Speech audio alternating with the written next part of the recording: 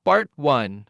Ang kapangyarihan ng pagtitipid. Step-by-step money-saving guide for minimum wage earners. Paano magtipid at mag-ipon? Kahit minimum wage lang ang sahod. Maraming Pilipino ang nahihirapang mag-ipon dahil sa maliit na sahod, pero posible pa rin ito sa pamamagitan ng tamang diskarte at disiplina.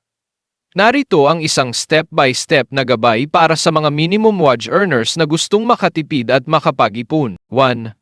Alamin kung saan napupunta ang iyong pera. Isulat lahat ng pinagkakagastusan araw-araw, pamasahe, pagkain, kuryente, tubig, utang, etc. Hatiin ang gastos sa kailangan at gusto lang. Ang isang notebook, app o Excel para subaybayan ang iyong pera. Minsan, hindi mo namamalayan na maliit na gastos tulad ng milk tea o fast food ay lumalaki sa katagalan. Number 2. Simpleng budget, 50 to 30-20 rule. Adjusted for low income. 50% pangangailangan, bayad sa renta, pagkain, kuryente, tubig, pamasahe, etc. 30% gastos na pwedeng bawasan. Kape sa labas, online shopping, gadgets, etc. 20% ipon at bayad utang.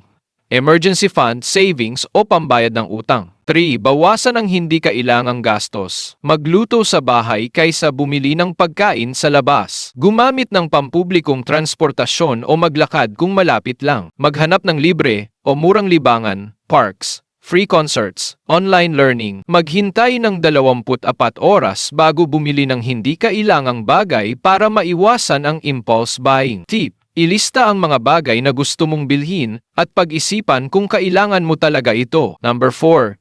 Mag-ipon. Kahit maliit lang, magtabi ng kahit 20 or 50 pesos kada araw.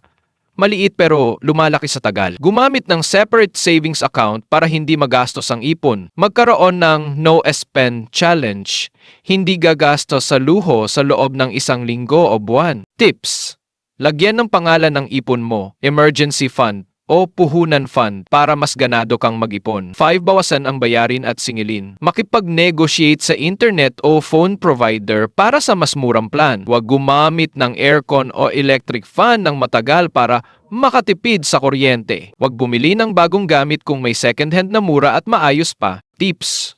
Magtulungan kayong magtipid sa bahay para mas malaki ang matipid. Follow for more tips.